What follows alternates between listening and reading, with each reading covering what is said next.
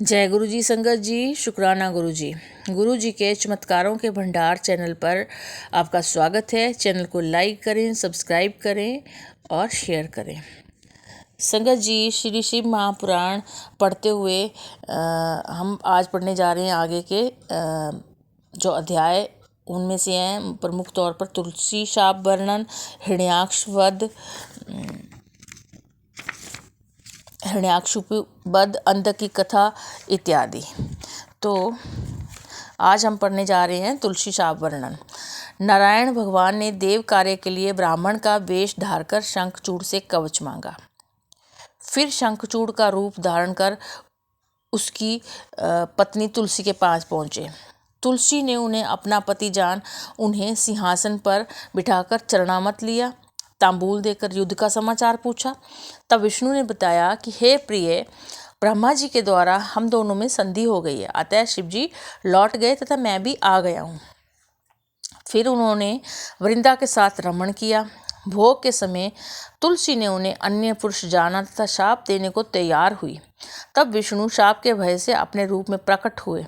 तुलसी अपना पतिव्रत भंग जान क्रोध पूर्वक उनसे बोली, हे विष्णु, तुम में दया नहीं है, तुम्हारा मन पाषाण के तुल्य है, तुम पत्थर हो जाओ, तुम्हें दया का सागर कहना व्यर्थ है, तुमने छल पूर्वक अपने भक्त का ही वध कराया है। इस प्रकार कहकर विलाप करने लगी। उसके विलाप को सुनकर विष्णु भगवान ने शिवजी का स्मरण किया। वहाँ शिवजी प्रकट होकर उसे संसार की नश्वरता को समझाने लगे। उसे उसकी तपस्या का फल दिया। उससे कहा, तुम दिव्य रूप धारण कर वैकुंठ में श्री हरि के साथ रमण करो। एक रूप से नदी तथा दूसरे रूप से तुलसी नामक वनस्पति बनोगी। क्षीर सागर की तुम पत्नी भी होगी।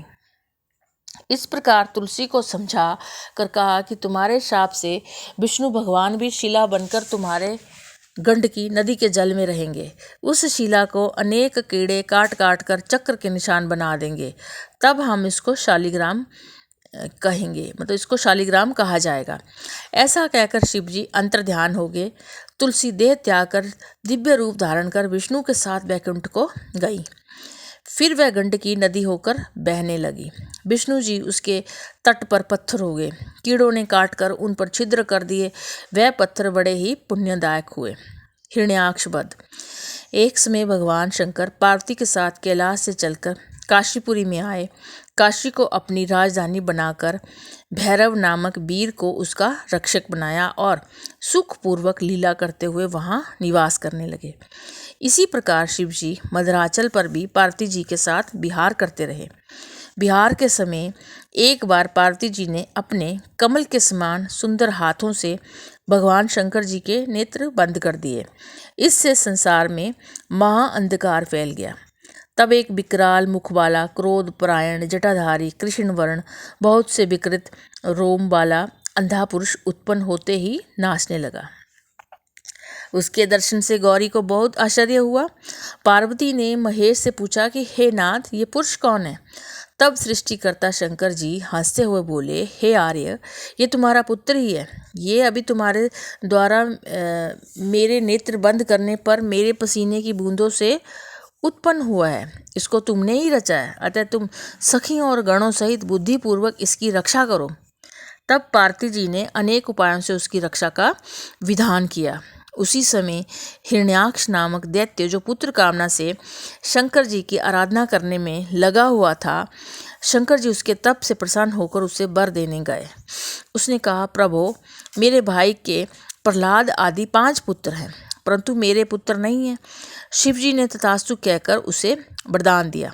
उससे कहा कि मेरा अंधक नामक पुत्र तेरे जैसा ही बलवान है, तो उसे पुत्र रूप में मुझसे मांग ले।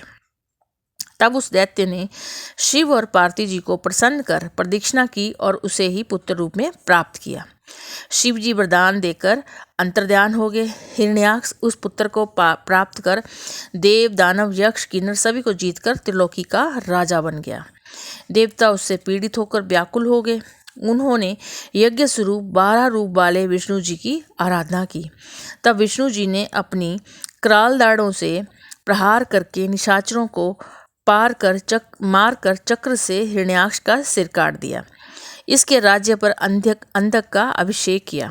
फिर पृथ्वी को अपनी कराल दाढ़ों पर उठाकर पाताल से ऊपर लाए। तब प्रसन्न होकर सभी देवताओं ने उनकी स्तुति की। 12 रूपधारी विष्णु ने जब हिरण्याक्ष को मार डाला, तब से ही उसका भाई भी हिरण्यकशिपु विष्णु जी से बैर करने लगा।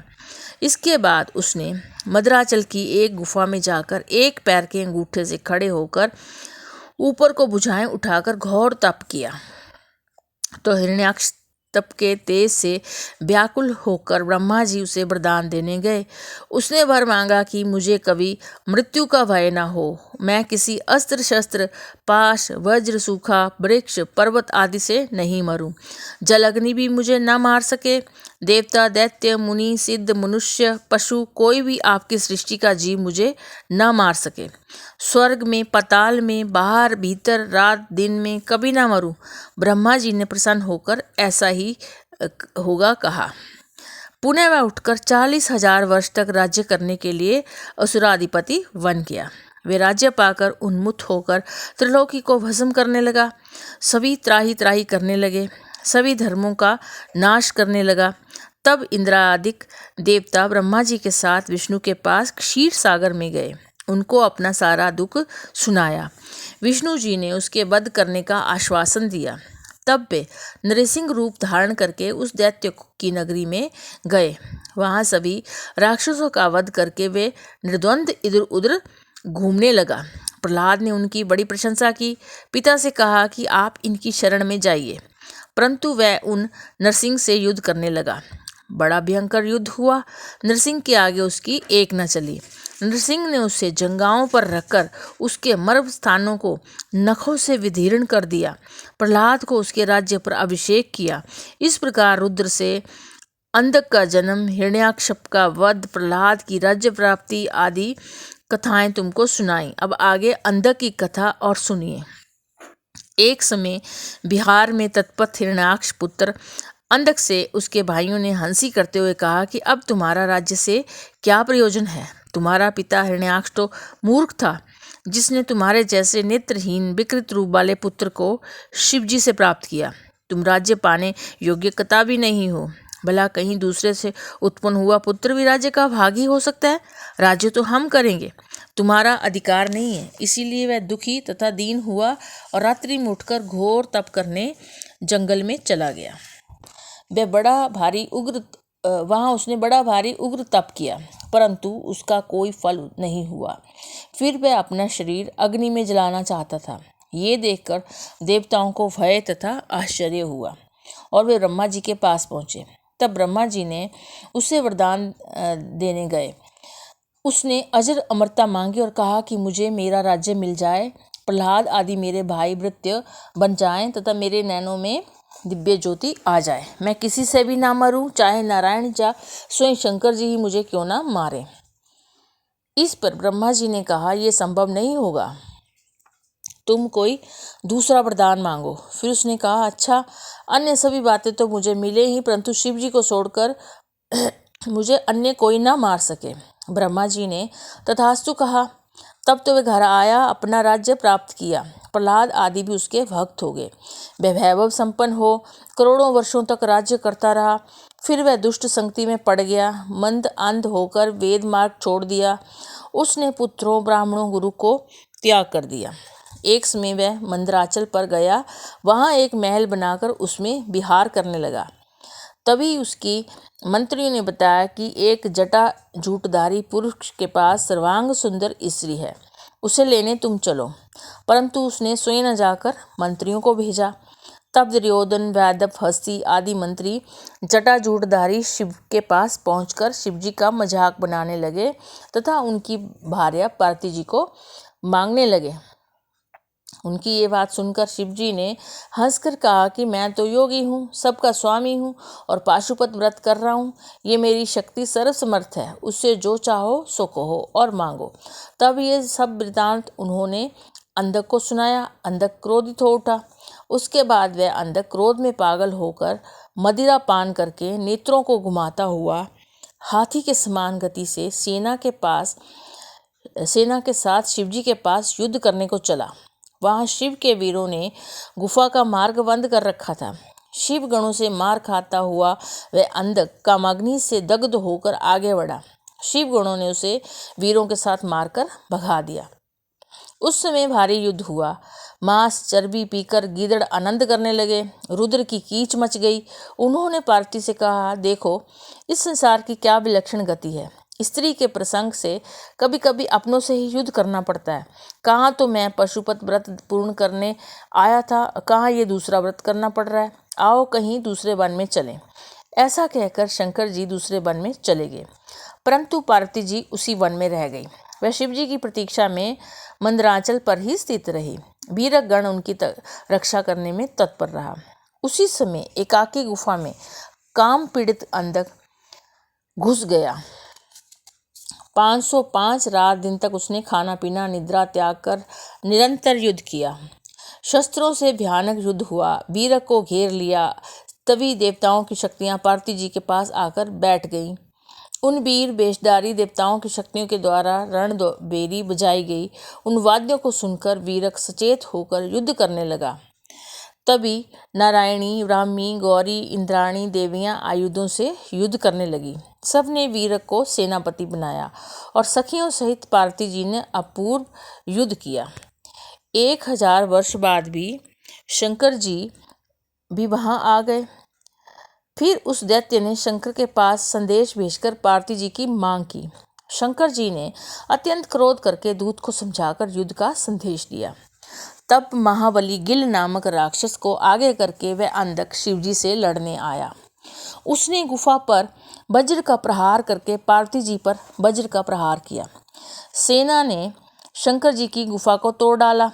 तब शंकर जी ने विष्णु आदि देवताओं को बुलाकर भूतगणों के साथ दारुण युद्ध छेड़ दिया।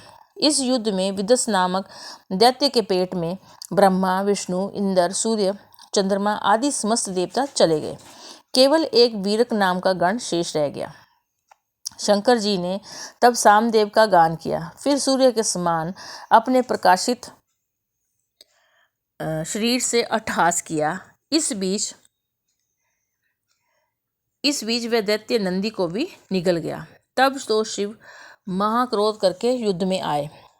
शिव ने तीव्र बाणों से विदस को मारकर सभी देवताओं को उगलवा लिया। फिर भयंकर युद्ध हुआ। शुक्राचार्य मरे हुए दैत्यों को जिंदा कर रहे थे। शंकर जी फल के समान शुक्राचार्य को निगल गए। इससे दैत्यों का बल क्षीण हो गया। दैत्यों को देवताओं ने मार मार कर व्याकुल कर दिया। सभी देवताओं ने उस दैतेंद्र को मारा। उसका शरीर जर्जर हो गया। तब उसने शिव की स्तुति की तो शिव जी ने गदगद होकर उसे गणपति का पद दिया। युद्ध समाप्त हो गया। भगवान शिव पार्वती के साथ अपनी गुफा में प्रवेश कर गए। शिव जी के मुख में से उदरस्थ शुक्राचार्य बाहर निकलने को बड़ा भारी प्रयत्न करने लगे। उन्होंने शिव के पेट में से बाहर निकलने को अनेक छिद्रों का तलाश किया, परंतु कोई छिद्र उन्हें ना मिला। फिर शुक्राचार्य शिव के मंत्र को जपते जपते शिव के वीर्य रूप से उनके लिंग मार्ग से बाहर आए। शिव जी को प्रणाम किया। पार्वती ने पुत्र मानकर उन्हें विघ्न रहित कर दिया।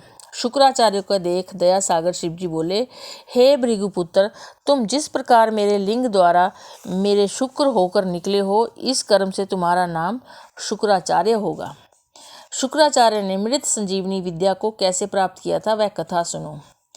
पहले की बात है कि शुक्राचार्य ने वाराणसी में जाकर विश्वनाथ का ध्यान करके भारी तप किया। वहां उनका ज्योतिर्लिंग स्थापित करके एक सुंदर कूप का निर्माण कराया। फिर एक द्रोण 32 शेर पंचासर से शिवजी को लाख बार स्नान कराया। सुगंधित द्रव्य तथा कमल पत्र पुष्पों से शिव का पूजन किया। शिव सहस्त्र नाम तथा दिव्य स्तोत्रों से शिव का पूजन किया तथा प्रार्थना की। फिर हजारों वर्षों तक अपने चंचल चित्त को शिव अर्पण करके शुद्ध किया। फिर शिव ने प्रकट होकर उन्हें वर मांगने को कहा।